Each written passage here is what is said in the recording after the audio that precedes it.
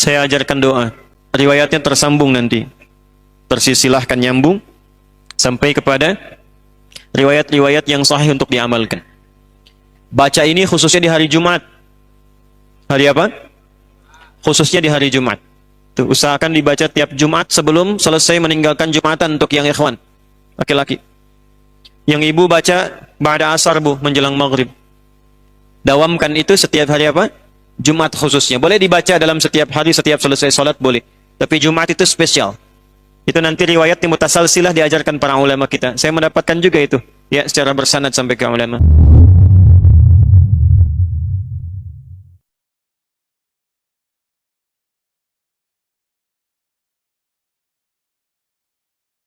Pak Ustadz, doakan saya agar bisa terbebas dari hutang riba. Saya zalim kepada orang tua dan saya ingin istiqomah dalam berhijrah ini, serta saya ingin menjadi salah satu murid Pak Ustadz. Kita doakan sama-sama semoga Allah Subhanahu wa taala membebaskan kita semua, baik yang bertanya, meminta ataupun kita, dari segala yang Allah larang. Semoga kita dijauhkan dari segala hal yang buruk dalam pergaulan materi, semoga dibebaskan dari tipu menipu, sogok menyogok, semoga dijauhkan dari korupsi, dan semoga dibebaskan dari perbuatan riba. Riba itu rumusnya begini: wa ahallallahu al-bai'a wa harrama riba. Ya, Allah menghalalkan jual beli dan mengharamkan riba. Dan janji Allah, kalau riba ditinggalkan, itu aktivitas niaganya oleh Allah akan diganti dengan yang lebih berkah dan sifatnya lebih menguntungkan dunia akhirat. Jadi meninggalkan riba itu bukan rugi, tapi untung. Itu dulu yang dipahamkan dalam benak kita. Meninggalkan riba itu bukan rugi, tapi untung. Ya. Yamhaqullahu riba wa yurbis sadaqat. Sebaliknya, orang yang terjebak dalam riba seakan-akan mendapatkan yang banyak, padahal nanti kata Allah akan tersiksa dengan ribanya. Bukan cuma di cicilannya, pikirannya, dan yang terkumpul yang terasa banyak itu nggak ada keberkahannya. Gini. Kalau harta kurang berkah atau tidak berkah, kalau masuk ke perut jadi makanan, nanti itu akan menghambat pusat-pusat kebaikan. Misal azan terdengar di telinga kan, Allahu Akbar, terdengar tuh. Tapi kalau ada hal yang haram masuk, entah itu dari pencurian, korupsi, sogok menyogok atau riba, masuk ke dalam mulut, diolah, nanti akan menutup bagian fungsi pendengaran kebaikannya. Dia dengar, tapi nggak bisa merespon. Itu yang dimaksud di Quran surah 6 ayat 25, wa fi adhanihim waqra, di telinganya ada sumbatan. Jadi kalau Anda mendengar azan tapi tidak peduli, padahal Anda mengatakan beriman, coba dicek, baru berbuat maksiat apa sampai telinganya tertutup mendengar kebaikan. Anda pulang dari kantor lewat pusdai, yang ke masjid banyak, waktu sholat sudah tiba, Anda yang lewat situ tapi kok bisa nggak tertarik untuk sholat? Tanyakan, baru berbuat maksiat apa sampai matanya nggak peka pada kebaikan. Mushaf di rumah banyak, dari yang kecil yang masuk saku sampai yang paling besar yang nggak bisa disakuin, tapi cuma jadi pajangan, nggak bisa baca, padahal tiap hari lihat. Tanyakan pada diri kita, pada diri masing-masing, dosa apa sampai nggak bisa baca mushaf itu? Makanya ada ulama mengatakan begini, kalau sehari nggak bisa baca Quran sedangkan di rumah mushafnya banyak, tengah malam bangun, masuk ke ruang tengah, ambil mushaf yang paling besar, jangan dulu dibaca, bentangkan dulu, lalu tanyakan pada diri sendiri, ya Allah, dosa apa saya sampai nggak bisa baca Quran ini? Satu. Jadi kalau ada orang yang sudah diarahkan pada kebaikan belum tergerak, itu cuma dua penyebabnya. Satu maksiat, kedua dunia yang berlebihan. Hubbud dunia yang berlebihan. Yang kedua, kalau sudah masuk ke perut harta yang tidak halal itu, maka nanti akan menghijab kolbu, sehingga apa yang dimohonkan kepada Allah berupa kebaikan terkadang tidak langsung sampai ke dalam kolbunya. Sifat doa itu kalau dimintakan, itu sifat dasarnya dikabulkan. Dalilnya Al-Baqarah ayat 186. Wa idza sa'alaka 'ibadi 'anni fa inni qarib ujibu da'watad da'i idza da'an. Dalil yang lain, wa qala rabbukum ud'uni astajib lakum. Jadi doa itu kalau diminta, sifatnya diminta itu pasti dikabul. Kalau dimintakan pasti dikabulkan. Baik itu seketika saat diminta, kalau memang yang diminta itu kebutuhan kita, maslahatnya dunia akhirat, atau ditunda sampai kita memang sanggup menjalani apa yang diminta itu. Antum punya anak 5 tahun, minta diberikan motor, dikasih nggak? Tapi antum punya kemampuan, hartanya ada, cuman kan anaknya belum siap. Saat dia siap, baru diberikan. Maka anda katakan, nanti nak ya, nih uangnya sudah ada, simpan dulu, begitu kamu sanggup, bisa, baru papa belikan. Sekarang motor-motoran aja dulu. Kadang kan ngambek dulu kan, nggak mau papa, nggak mau, pengen motor beneran gitu kan. Pengen yang kayak si fulan, saya nggak sebut nama supaya tidak endorse ya. Maka diberikanlah motor-motoran mereknya si fulan. Awalnya nggak nyaman, tapi menikmati. Tapi terkadang nggak sadar setelah 17 tahun, bapaknya berikan motor, ternyata itu permintaan dia waktu 5 tahun lalu, saat usianya 5 tahun. Tapi dia nggak sadar bahwa itu permintaan dia yang dulu. Kadang-kadang doa itu begitu. Anda minta sekarang, tapi Allah lihat Anda belum siap. Ya Allah, anugerahkan aku motor, ya Allah, aku sudah berusaha. Sepeda dulu aja. Kalau nanti kamu dikasih motor, kamu riak. Muncul sifat riak yang belum dilatih itu. Keliling-keliling komplek, akhi ayo ke masjid. Padahal cuma mau tunjukkan saya punya motor baru. Nggak kerasa. Ketika sudah siap, baru diberikan. Ada yang ketiga, Allah mengganti apa yang diinginkan dengan memberi apa yang dibutuhkan. Anda punya anak sakit, bawa ke dokter. Kata dokter, ini kalau makan buah nggak boleh makan apel, yang bagus jeruk. Pulang dari rumah sakit, anak Anda minta, lihat tukang buah, mama mau apel, mama mau apel. Ini aja nak, jeruk. Nggak mau apel, nggak mau apel. Ini aja deh, jeruk rasa apel. Kasih. Diberikan yang lebih baik, yang sesuai dengan kebutuhan. Doa pengen ke ITB, lulusnya ujian di Unpad. Doa pengen ke Unpad, lulus ujiannya misalnya di UI. Doa pengen ke UI, lulusnya di IAIN. Bisa terjadi. Kita tidak tahu apa yang terjadi di masa depan. Saya dulu pengen satu kampus yang A karena saya pernah ikut daurah di dalamnya sebelum lulus di pesantren. Pengennya ke Madinah, lulusnya ke Libya. Tapi ternyata di Libya itu mazhabnya mazhab Imam Malik, imam pertama, imam Darul Hijrah yang memang berlaku di Madinah. Setelah itu jalan ke Mesir, mazhabnya Syafi'i. Belajar tafsir dari Syekh Muhammad Sayyid Tantawi. Dari situ berangkat kemudian ke Mekah. Tugas haji, tenaga musiman, mampir ke Ummul Qura, belajar, mampir ke Madinah, dapat Hambali. Pulang lagi ketemu yang Asia Selatan, Pakistan, India, Bangladesh, IPB, India, Pakistan, Bangladesh. Ya.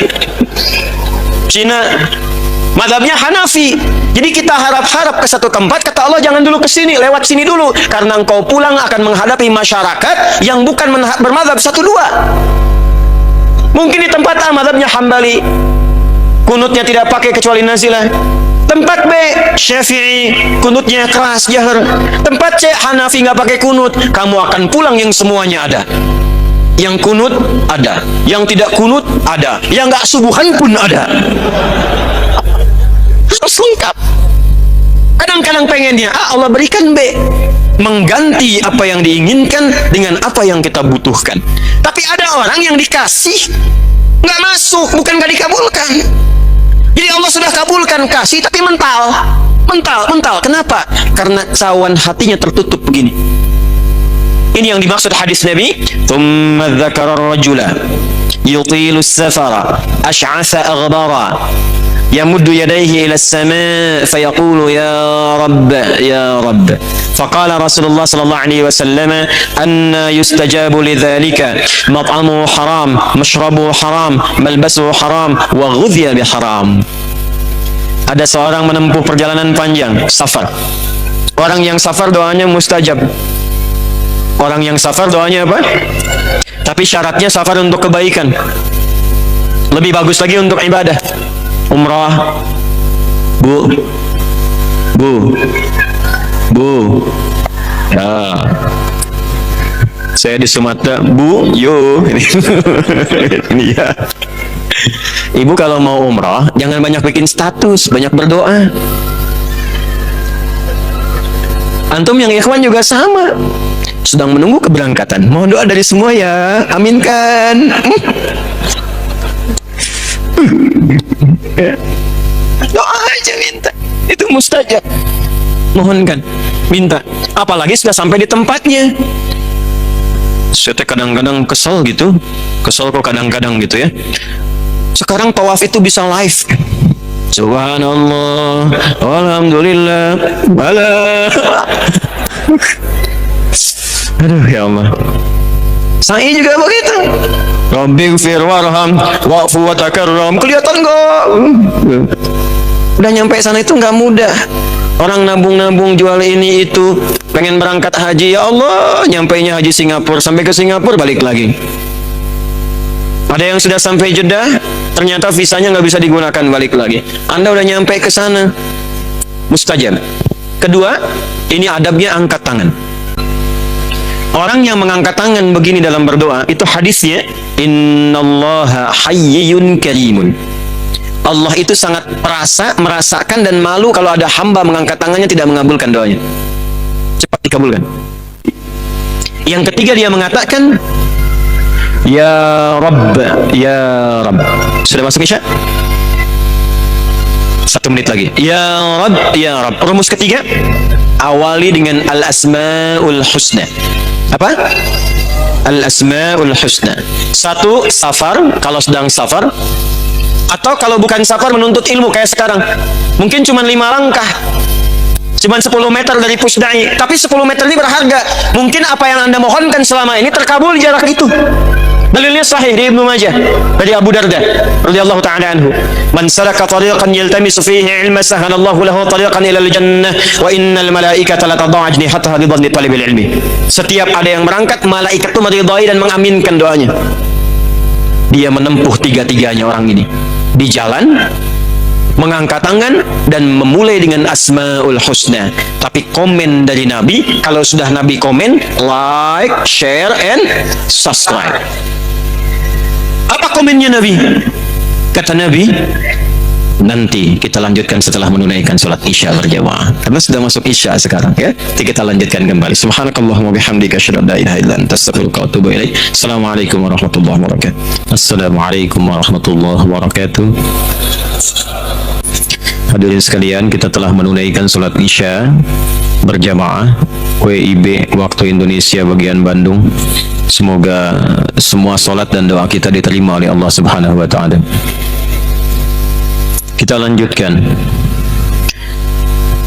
Orang-orang yang membebaskan diri dari dosa berusaha memperbaiki hidup, baik di amaliyah jasmaniyah, perbuatan yang dilahirkan dari produk jasmani, mulut berbicara, tangan bergerak, kaki melangkah, yang kadang disadari atau tidak pernah salah. Mulut seharusnya berkata baik, tapi lisannya berkata yang tidak baik. Kaki melangkah kepada yang baik, tapi melangkah kepada yang tidak baik. Itu jasmania. Ada maliyah, harta. Baik memperolehnya, dari mana diperoleh, kemana digunakannya. Ada yang memperolehnya baik, tapi digunakan pada tempat yang tidak baik. Betul, bekerja halal tidak ada masalah, tapi diberikan produk-produk yang dilarang oleh agama. Ada yang kedua, mendapatkannya tidak baik, dikeluarkannya pun tidak baik juga. Korupsi, judi, digunakannya untuk maksiat, double kesalahannya. Ada yang unik, didapatkan dari yang tidak baik, tapi pengen digunakan pada yang baik, dan biasanya nggak banyak dikeluarinnya. Hasil korupsi pengen nyumbang masjid gitu, ya. Hasil dari yang haram pengen dipakai kegiatan sosial gitu. Hal-hal yang demikian nanti akan berpengaruh, tadi disampaikan, kalau masuk ke dalam tubuh seseorang. Maka seperti tadi dikisahkan menjelang Isya, Nabi mengomentari tentang seorang yang menempuh perjalanan panjang dalam kebaikan. Lalu orang itu ingin berdoa mengangkat tangan, lalu menutup dengan al-asma'ul husna, mengatakan ya Rabb, ya Rabb. Secara kaidah, doanya semestinya dikabulkan 3 kali lebih cepat dari orang biasa. Karena safar mempercepat, mengangkat tangan mempercepat, dan memulai dengan al-asma'ul husna itu bahkan yang dimintakan oleh Quran. Quran surah 17 Al-Isra dari ayat 110 itu. Qul ud'u Allaha aw ud'u Rahman ayyamma tad'u falahul asma'ul husna. Walillahil asma'ul husna fad'uhu biha. Pilih sesuai dengan kebutuhan. Jadi nggak harus disebut semua. Allah ya Rahman ya Rahim ya Malik ya Qudus dan seterusnya. Bisa dipilih salah satu. Ya Allah, butuh apa? Rizki, ya Razak. Anda sedang belajar, besok mau ujian, ya Allah, ya Alim. Punya masalah, ya Allah, ya Al-Fattah. Orang ini menyebut nama Allah dengan sifat rububiyahnya yang seharusnya cepat mengabulkan, ya Rabb. Apa komentar Nabi? Anna yustajabu lidzalika. Bagaimana doanya bisa dijawab? Mat'amu haramun, sumber makanannya haram. Mashrabu haramun, minumannya haram. Malbasu haramun, pakaiannya haram. Wa ghudhiya bi haramin, dan perangkat hidupnya haram. Jadi haram itu bukan hanya akan menutup sumber-sumber informasi kebaikan, tapi saat yang bersamaan juga bisa menghijab antara permohonan dengan jawaban doa yang Allah kabulkan. Makanya hati-hati dari yang haram ya. Saya ajarkan doa. Riwayatnya tersambung nanti. Tersilsilahkan nyambung sampai kepada riwayat-riwayat yang sahih untuk diamalkan. Baca ini khususnya di hari Jumat. Hari apa? Khususnya di hari Jumat. Anda boleh catat, atau Anda boleh rekam, atau Anda boleh lihat kembali rekamannya nanti setelah tuntas kajian. Allahumma kfina. Boleh diikuti. Allahumma kfina bihalalika an haramik wa aghnina bi ta'atika an ma'siyatik wa bi fadlika amman siwak. Cukup pendek tapi padat. Dalam sekali itu. Usahakan dibaca tiap Jumat sebelum selesai meninggalkan Jumatan untuk yang ikhwan laki-laki. Yang ibu baca ba'da asar bu, menjelang maghrib. Singkat itu.